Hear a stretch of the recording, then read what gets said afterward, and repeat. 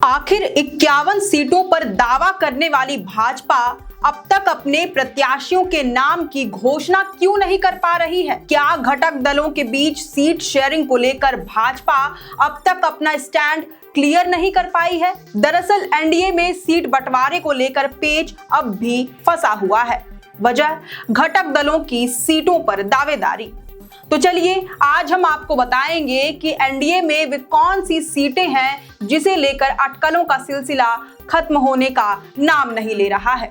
दरअसल इस बार भाजपा में विधानसभा सीटों के लिए टिकट हासिल करना इतना आसान नहीं है, क्योंकि पार्टी किसी भी हाल में सत्ता की कमान अपने हाथों में लेना चाहती है।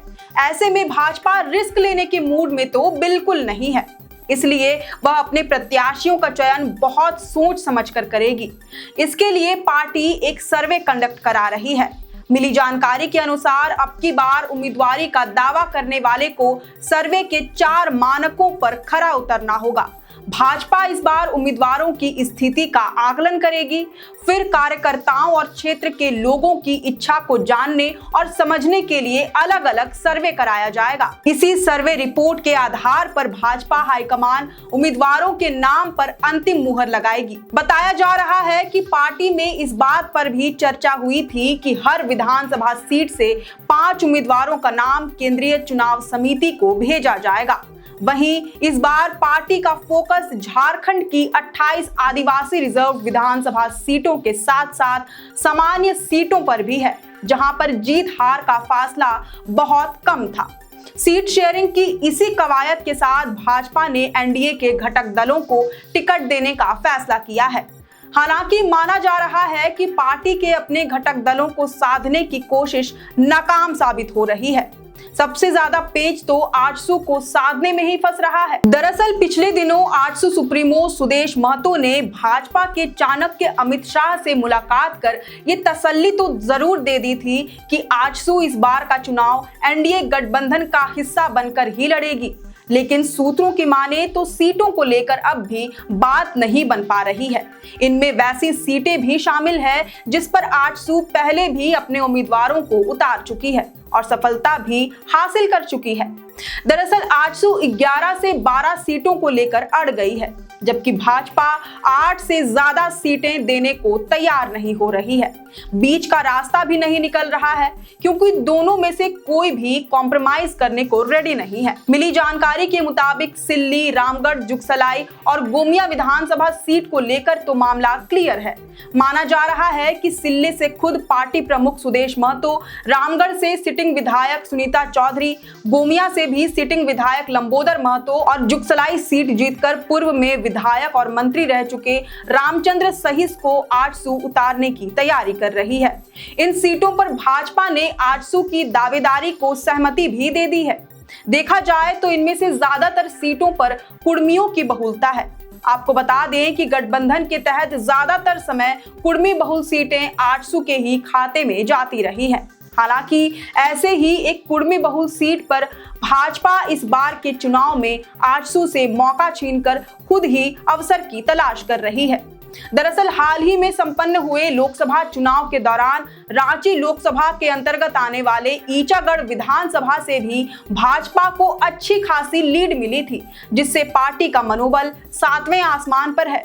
इस वजह से बीजेपी इस बार के चुनाव में ईचागढ़ में अरविंद सिंह उर्फ मलखान सिंह पर दांव लगाना चाहती है, जबकि आजसू यहां से हरेलाल महतो को चुनाव लड़ाने की फिराक में है।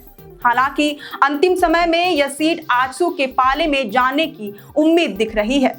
इसी तरह डुमरी और टुंडी जैसी कुर्मी बहुल विधानसभा सीटों को भाजपा आजसू के खाते में डालने से संकोच कर रही है, क्योंकि यहां पर आजसू की मनौती पूरी हो जाने के बावजूद उसे काफी समय से सफलता के दर्शन नहीं हो पाए हैं।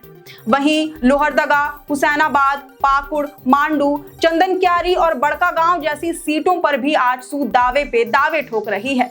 इन सीटों पर जरा विस्तार से बात करें तो लोहरदगा सीट पर आजसू का दावा मजबूत है। क्योंकि यहां से पार्टी की टिकट पर स्वर्गीय कमल किशोर भगत 2009 और 2014 में जीत दर्ज कर चुके हैं। इस वजह से पूर्व विधायक की पत्नी नीरू शांति भगत को आजसू टिकट देना चाहती है। पार्टी को उम्मीद है कि पति के नाम की सहानुभूति उन्हें वोट के तौर पर तो मिल ही जाएगी। इसी तरह हुसैनाबाद से कुशवाहा शिवपूजन मेहता और पाकुड़ से अजहर इस्लाम को आजसू टिकट दिलाना चाहती है, जबकि मांडू से तिवारी महतो के लिए दावा कर रही है और इसी सीट पर जेडीयू की भी दावेदारी है। वहीं बड़कागांव की बात करें तो आजसू यहां से रोशन लाल चौधरी को लड़ाना चाहती है, पर बीजेपी को लगता है कि रोशन लाल चौधरी हमेशा की तरह चुनाव हार जाएंगे। उनकी जगह भाजपा का उम्मीदवार ये सीट जीत सकता है। इसके अलावा चंदनक्यारी सीट पर भी आजसू की नजर है। पार्टी यहां पर उमाकांत रजक के लिए अड़ी हुई है, लेकिन बीजेपी के नेता प्रतिपक्ष अमर बावरी खुद यहां से विधायक है। पिछले 2 बार से अमर बावरी उमाकांत रजक को धूल चटाते रहे हैं। ऐसे में पार्टी अपनी विनिंग सीट से समझौता करने के मूड में तो बिल्कुल नहीं दिख रही। हालांकि सूत्रों से ये भी जानकारी मिल रही है कि अगर यहां पर आजसू और बीजेपी के बीच पेच फंसता है तो अमर बावरी को एससी रिजर्व कांके विधानसभा सीट देकर आजसू के उमाकांत रजक को चंदनक्यारी से लड़ाया जा सकता है। हालांकि जब तक प्रत्याशियों के नाम की घोषणा नहीं हो जाती, तब तक ये माना जा सकता है कि अभी भी एनडीए में 2019 वाली स्थिति बनी हुई है। वैसे इस खबर पर आपकी क्या राय है, ये हमें कमेंट करके जरूर बताएं। अगर आपको ये वीडियो पसंद आया हो तो इसे जरूर से लाइक और शेयर करें। हमारे चैनल लोकतंत्र 19 को फेसबुक पर फॉलो और यूट्यूब पर सब्सक्राइब करना ना भूलें। हमारा एक और चैनल है द ग्राम सभा, उसे भी जरूर से फॉलो और सब्सक्राइब कर ले। फिलहाल लेते हैं अलविदा। जोहार।